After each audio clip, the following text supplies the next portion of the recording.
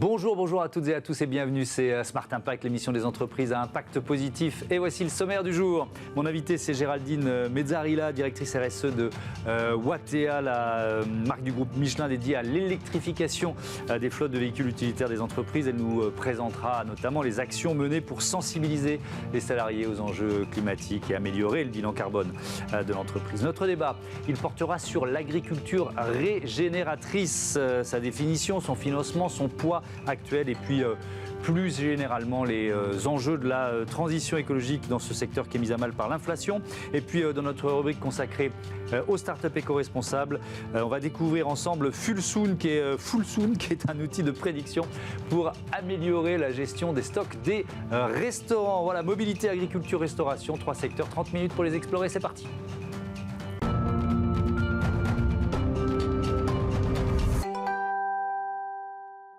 Bonjour Géraldine Mezzarilla, bienvenue. Mezzalira, pardon, bienvenue à vous. Bonjour. Vous êtes donc la directrice RSE de Watèa by Michelin. Définition peut-être pour commencer, vous accompagnez les entreprises dans leur passage à la mobilité électrique, on peut dire ça comme ça ? C'est exactement ça. En fait, Watèa est opérateur de mobilité et donc apporte des solutions aux professionnels pour pouvoir rendre la transition facile et accessible au plus grand nombre.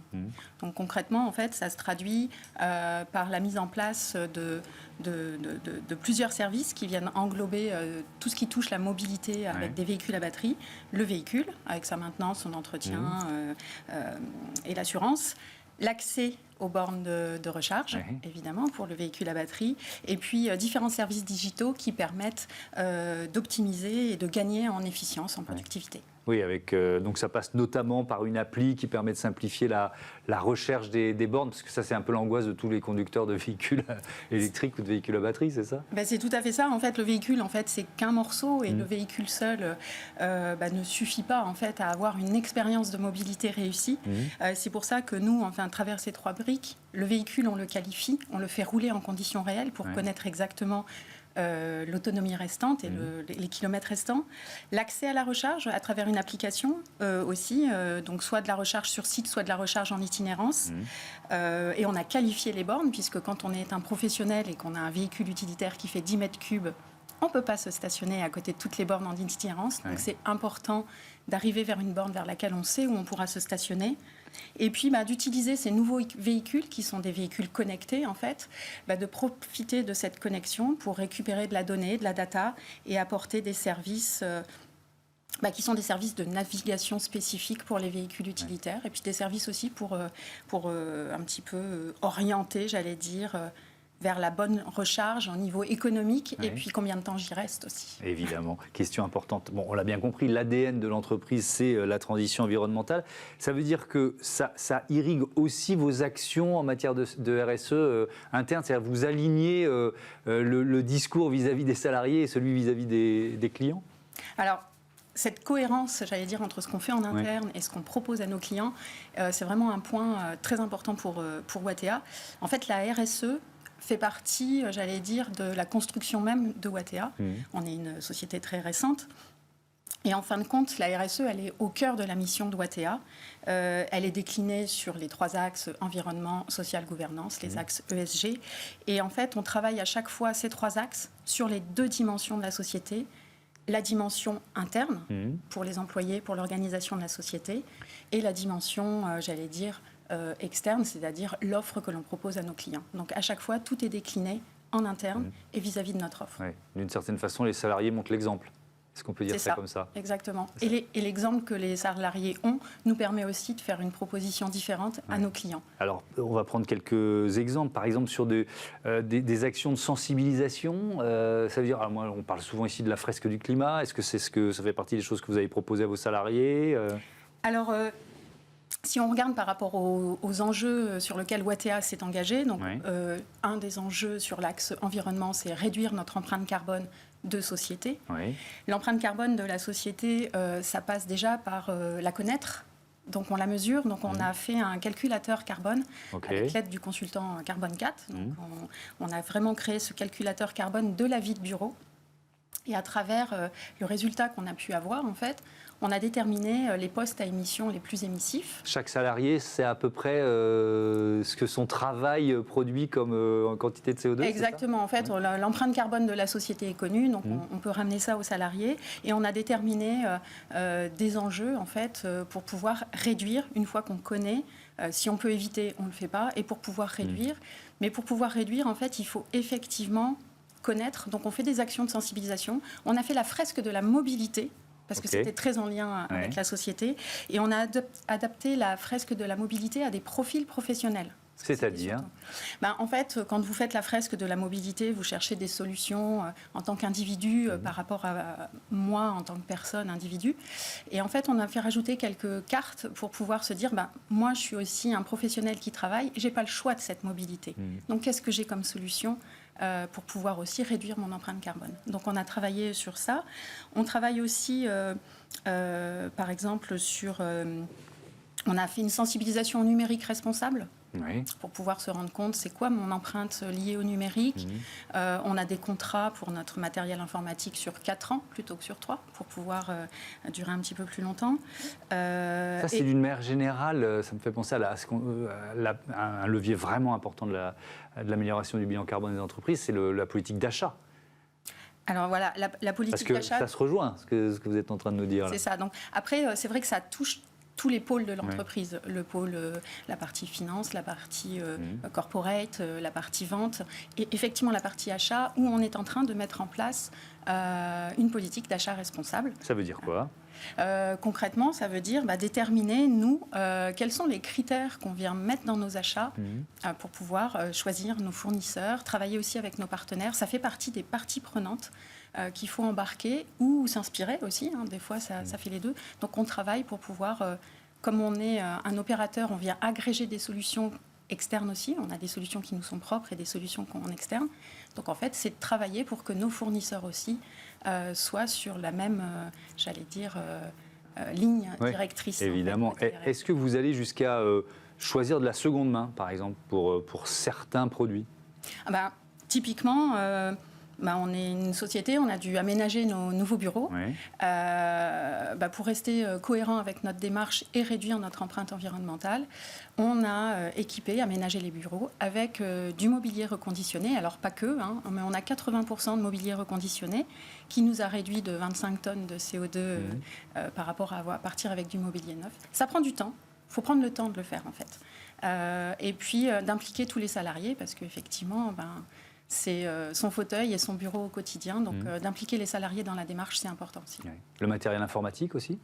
Alors, aujourd'hui, on a nos imprimantes. On a 75% de nos imprimantes qui sont issues du reconditionné pour pouvoir toujours être en cohérence avec ce qu'on fait. Est-ce que c'est si facile ? Parce que vous disiez, on a prolongé déjà la durée d'usage, finalement, des ordinateurs, c'est ça, du matériel informatique. L'étape suivante, ça peut être d'aller acheter un ordinateur reconditionné. Est-ce que vous êtes dans cette réflexion-là ? On est dans la réflexion. Après, effectivement, c'est comme tout, il faut trouver le bon équilibre entre la partie technologie, la sûreté du matériel qui doit pouvoir répondre. Mais oui, c'est des choses qu'on souhaite regarder. Donc, on reste ouvert, en fait, à ce qui peut arriver dans le futur, au marché et à toutes les innovations qui peuvent arriver. Il y a des choses où on se dit, on n'y va pas tout de suite. Peut-être que nous, on n'est pas prêts ou peut-être que le marché en face, on se sent moins prêt. Mais en fait, on reste ouvert et on ouvrira effectivement la porte à chaque initiative qui nous permettra de trouver cet équilibre en étant cohérent avec nos convictions. Oui, je le disais en présentation, Watèa, c'est une marque du groupe Michelin, une jeune marque, enfin une jeune entreprise.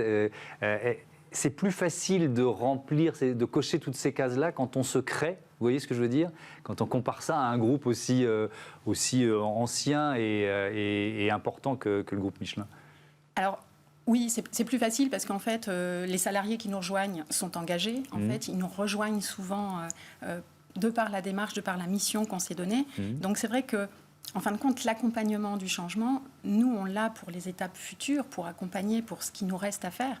Mais on n'a pas de changement par rapport à ce qu'on faisait avant, puisque, en fait, on existe depuis peu. Donc c'est vraiment important. Mais quand on regarde, c'est vrai que nous, les actions de sensibilisation, de formation, quand on les propose, on a entre 60% et 94% de participation des employés. Ouais. C'est vraiment une demande des employés de pouvoir s'engager. Oui, je lisais que vous aviez participé au challenge Ma Petite Planète. C'est ça. Alors c'est quoi, ça dure plusieurs semaines, c'est ça? C'est quoi les défis à remplir? Alors c'est un challenge en fait qui se passe sur 3 semaines. Ouais.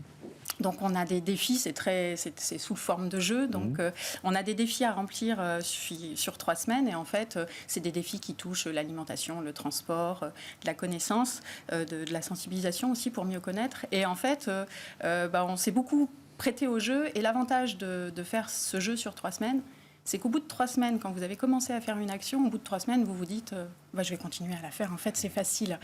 Donc c'est vraiment ce qu'on a trouvé d'intéressant. Et puis à la fin, vous faites un petit peu le bilan de ces 3 semaines-là. Donc nous, on avait 46 participants au sein de la société et on a pu avoir 1,7 tonnes de CO2 évité, plus de 2000, je crois que c'est 200 000 litres d'eau économisée et puis 51 kilos de déchets évités. Et puis, avec seulement une cinquantaine de personnes. Avec seulement une cinquantaine de personnes et en seulement 3 semaines en fait. Bon. Après, effectivement, il faut continuer les actions, mais ça donne envie en fait de continuer. Merci beaucoup Géraldine Mezzalira et à bientôt sur Bismart. On passe à notre débat, on va parler de l'agriculture régénératrice.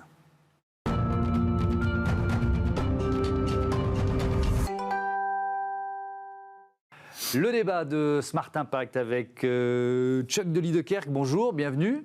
Bonjour Thomas. Heureux de vous accueillir. Vous êtes le fondateur de Soil Capital et Sébastien Roumégous, bonjour, le fondateur de Biosphère. Bienvenue à tous les deux. Alors on va parler d'agriculture régénératrice. De quoi s'agit-il? Définition pour commencer. Alors l'agriculture régénératrice, c'est une agriculture qui s'oppose à une agriculture extractive, qui va restaurer la fertilité naturelle des sols, qui va améliorer la biodiversité et qui va stocker du carbone. C'est un enjeu de taille aujourd'hui. 70% des terres aujourd'hui sont dégradées. Ce n'est pas moi qui le dis, c'est l'Union européenne. Et il y a une très bonne nouvelle dans tout ça, c'est que l'agriculteur est capable d'assurer une résilience de notre système agroalimentaire. Oui, on peut inverser, on va dire, la logique. Est-ce que ça veut dire, Sébastien Roumégous, que l'agriculture traditionnelle, elle s'est petit à petit largement éloignée des objectifs dont on vient de parler? En fait, il faut revenir sur l'histoire. C'est toujours important de comprendre d'où on vient pour savoir où on est. On a donné pour objectif à l'agriculture en après-guerre de produire en quantité. Je pense que ça a été un grand succès.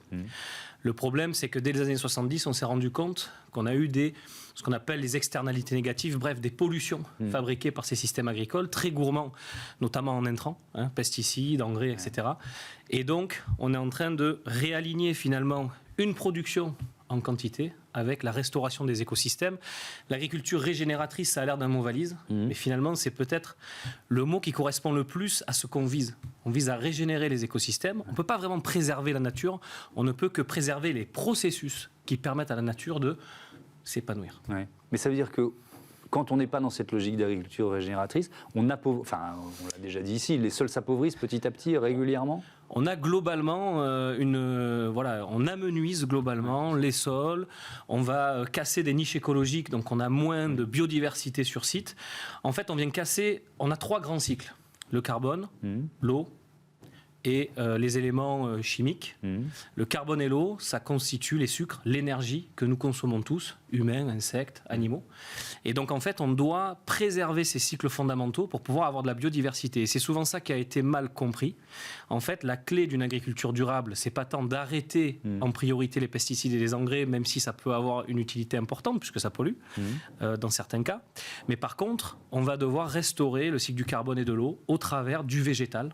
Et c'est le propos et le projet de l'agriculture régénératrice, restaurer ce que j'appelle la trame végétale au sein des écosystèmes cultivés.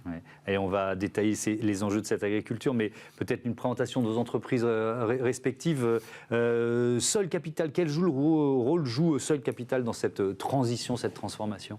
Alors, Soil Capital va accompagner les agriculteurs dans l'adoption de pratiques régénératives en mesurant, en certifiant et en allant leur chercher une rémunération pour l'amélioration de leurs pratiques, qu'on va notamment mesurer grâce à l'amélioration de l'empreinte gaz à effet de serre. Il ne faut pas oublier que non seulement des agriculteurs peuvent réduire leurs émissions, mais en améliorant les cycles dont parle Sébastien, stocker davantage de carbone dans les sols.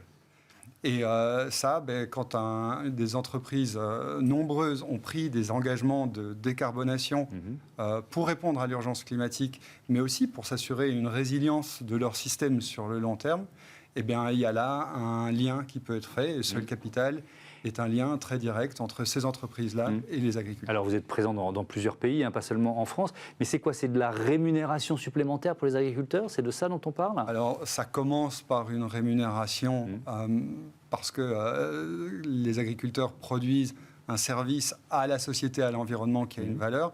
Mais au-delà de cette rémunération, il y a une vraie conversation agronomique qui est essentielle parce que l'agriculteur, au premier titre, son rôle, ce n'est pas de stocker du carbone ou de restaurer la biodiversité. Ça, c'est des moyens pour avoir un écosystème fertile, naturel, sur le long terme. Et pour ça, il a besoin de comprendre, comme le disait Sébastien, quels sont les cycles, comment est-ce qu'un sol peut être fertile et fonctionner de manière à produire en pérennité l'alimentation dont notre système a besoin.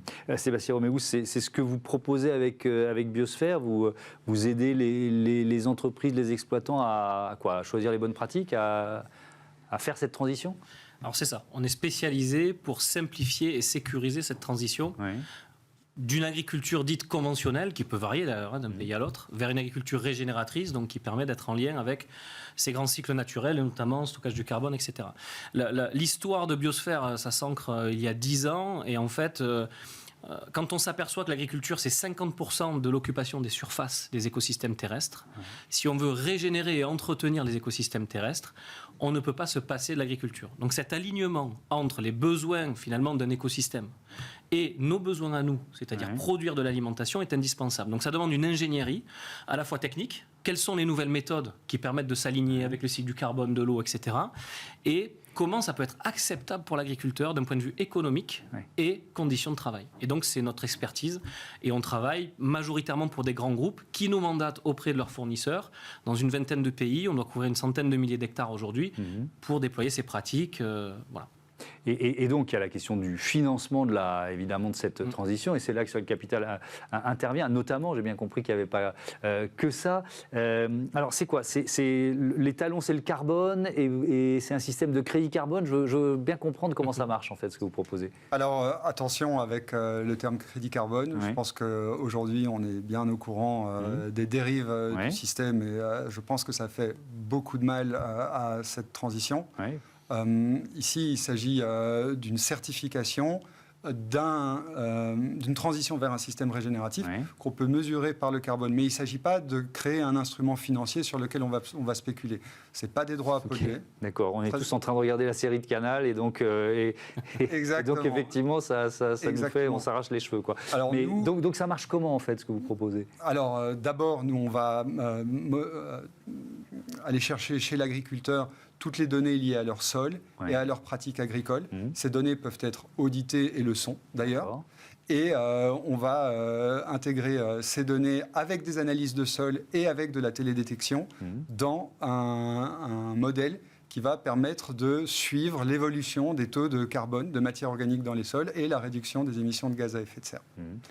Et donc, quand cette mesure a été faite, ensuite, comment on passe à la phase de rémunération de l'agriculteur? Eh bien, on va constater, à partir d'une référence de l'agriculteur, que l'agriculteur peut s'améliorer. Et pour toute tonne de CO2 qui va être améliorée par rapport à cette référence, eh bien, c'est une tonne évitée dans la filière agroalimentaire. D'accord. Et quand on peut prendre l'exemple d'un de nos clients, Cargill ou Royal Canin, pour un exemple plus proche de chez nous, eh bien, on a les émissions de Royal Canin vont comprendre les émissions de toute la chaîne d'approvisionnement, et sont en général 70 à 85% des émissions du secteur agroalimentaire se passent au champ. C'est l'agriculture. Donc, c'est très important que pour ces entreprises-là, si elles veulent tenir leurs engagements de décarbonation et s'assurer une résilience du système sur le long terme, de rémunérer les agriculteurs dans notre programme. D'accord. Alors, puisqu'on parle de rémunération et de prix, on voit, Sébastien Romégous, que le secteur du bio, il souffre. Alors, là, c'est l'agriculture régénératrice, c'est pas exactement la même chose, mais quand même, ça se rejoint. Ça fait des mois que ce secteur souffre. Est-ce que ça incite l'industrie agroalimentaire, on a bien compris que c'est ce dont on parle ici, à décélérer? Alors, je ne sais pas si c'est une question de décélération. Je pense qu'on a des enjeux environnementaux. En tout cas, la plupart des pays de l'OCDE aujourd'hui ont structurellement changé leur réglementation et commencent à aller vers des réglementations dites environnementales. Ça a touché le climat et le carbone. C'est en train de toucher la biodiversité, l'eau. Et donc, les grandes entreprises multinationales, notamment du CAC 40, qui nous mandatent, en fait, aujourd'hui, c'est parmi ceux qui nous mandatent le plus, doivent avoir des engagements et les tenir.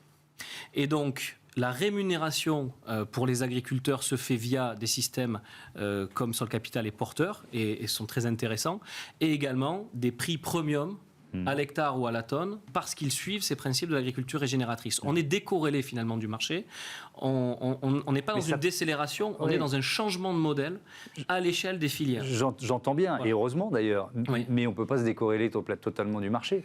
Moi j'espère que la baisse de consommation du bio, elle est temporaire, mais imaginons qu'elle dure.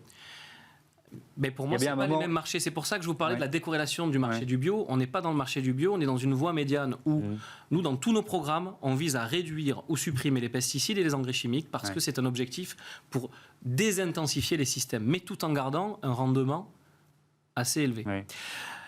Par contre, on change les règles du jeu des techniques de production pour l'agriculteur. Donc l'agriculteur doit faire un effort dans ce changement de système et temporairement ou durablement, on ne sait pas encore, les entreprises agroalimentaires donnent ce qu'on appelle un prix premium, un incentive en anglais, pour que les agriculteurs se sentent motivés à changer de pratique malgré les frottements qu'il y a dans toute transition.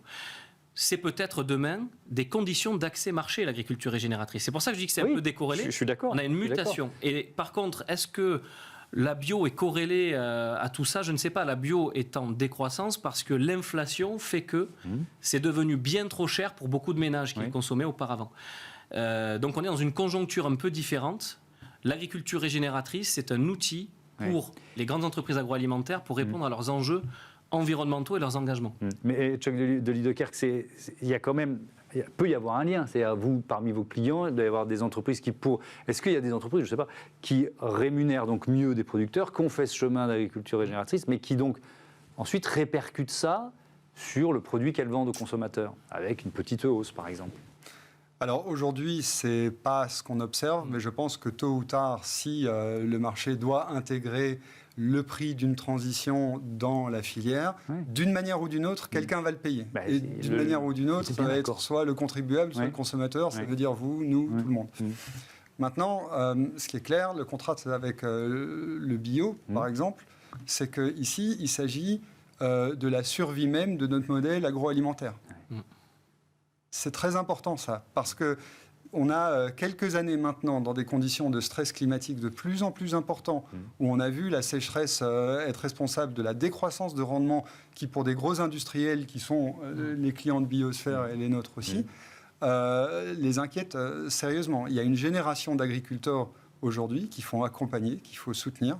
Et ça, c'est nos initiatives. Merci beaucoup à tous les deux d'être venus nous présenter effectivement cette agriculture régénératrice. On passe à notre rubrique Start-up tout de suite. C'est parti.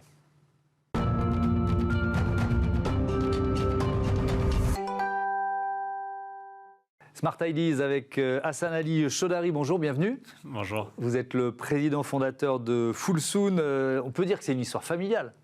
C'est ça, exactement. C'est une boîte qu'on a lancée avec mes deux sœurs, Misbah et Taïeba. On a des profils qui étaient hyper complémentaires. Misbah était notaire, Taïeba était ingénieur avec un profil plutôt commercial. On a toujours rêvé de lancer une boîte ensemble, donc on a un peu saisi l'opportunité de le faire. Et alors, c'est quoi pourquoi vous l'avez créé? C'est quoi l'idée? Alors en fait, c'est venu de mon expérience précédente. En fait, moi, je suis data scientist de base et j'avais été recruté par le groupe Accor pour m'occuper de la prédiction du taux d'occupation des hôtels.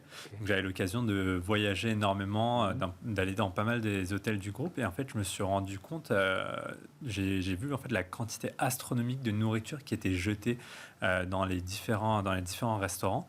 Et en fait, je me suis dit, mais si on arrive à prédire le nombre de clients qui viennent à l'hôtel, pourquoi est-ce qu'on n'arriverait pas à prédire le nombre de clients qui viennent au restaurant, les plats qui vont être commandés et la quantité exacte d'ingrédients dont on a besoin pour préparer les repas. Et en fait, c'est comme ça qu'on a eu l'idée de créer Fullsoon, un outil de gestion prédictive pour les restaurants qui va justement prédire le nombre de clients, les plats et les ingrédients dont on a besoin. Comment vous faites ça? Ça suppose d'abord de récupérer des données de la part de vos clients, que ce soit un groupe hôtelier ou des restaurants? C'est ça, exactement. Alors en fait, nous, ce qu'on va faire, c'est qu'on va venir se plugger au logiciel de caisse et on va venir récupérer en fait tous les tickets de caisse qui ont été émis pour savoir à l'heure à laquelle le client est venu, le plat qu'il a commandé, le prix qu'il a payé. Et en fait, ensuite, en se basant sur la typologie d'un restaurant, donc ça peut très bien être la restauration hôtelière, mais on a aussi des fast-food, des boulangeries, des dark kitchen. On va regarder en fonction de la localisation et du type de restaurant tous les événements externes qui peuvent impacter la vie du resto. Donc ça va être par exemple s'il y a un match de foot, on a les JO qui arrivent, ça va être la météo, les vacances scolaires. Donc on va récupérer et les données du restaurant et les données externes. On va les réunir pour ensuite utiliser l'intelligence artificielle pour faire tourner nos prédictions. Et donc c'est vraiment un outil de gestion des stocks. Je voudrais qu'on fasse le bilan. Ça suppose quoi? Évidemment moins de gâchis. À quel point vous l'avez modélisé ça? C'est ça. En fait, nous on arrive à réduire d'1/3 en moyenne le gaspillage alimentaire dans les restaurants.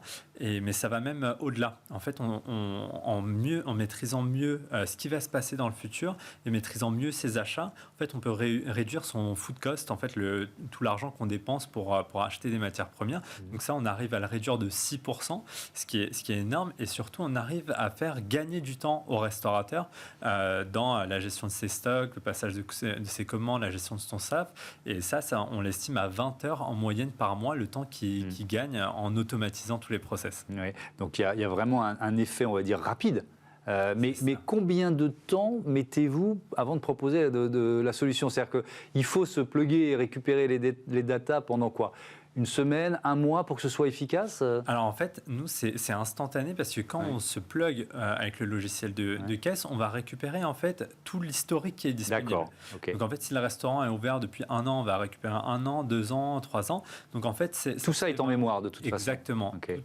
Tout est en mémoire. Enfin, dans la plupart des logiciels de caisse, tout est en mémoire. Donc ça se fait très rapidement. Ouais. Et donc les solutions, elles sont faciles à mettre en œuvre pour le restaurateur? Pour le restaurateur, c'est indolore. Nous, en fait, on va tout traiter de notre côté. Nous, notre objectif, c'est de simplifier la vie aux restaurateurs. Donc, c'est nous qui allons faire tout le paramétrage en amont et fournir un outil clé en main pour le restaurateur pour lui simplifier la vie. C'est quoi quelles sont les perspectives de croissance pour Fullsoon? Vous en êtes tout de votre développement aujourd'hui? C'est des perspectives. Déjà, en fait, nous, il y avait de par notre histoire, comme on a le groupe Accor qui est actionnaire aussi de l'entreprise, on a un gros développement dans la restauration hôtelière. Là, on a une demande hyper importante sur tout ce qui est restauration chaînée, franchisée. Il y a des grosses demandes en vue des JO pour pouvoir se préparer de le flux de clients potentiels. Et on a aussi d'importantes demandes à l'international. On avait été invité à la Maison Blanche justement pour présenter le travail qu'on peut faire et les économies qu'on peut générer. Et en fait, ça, c'est un travail de longue haleine et même c'est un travail aussi de sensibilisation de la communauté internationale. Enfin, le gaspillage alimentaire, ça a été une des priorités de l'ONU pour d'ici à 2030. Donc, du coup, il y a des choses qui se mettent en place, mais il faut créer un dynamisme et essayer d'être moteur dans ces combats-là. Merci beaucoup et bon vent à Fullsoon. Voilà, c'est la fin de ce numéro de Smart Impact. Je voudrais remercier rapidement Marie Billat à la production et à la programmation, Alice Pitavi, la réalisatrice, et Saïd Mamou au son. Salut.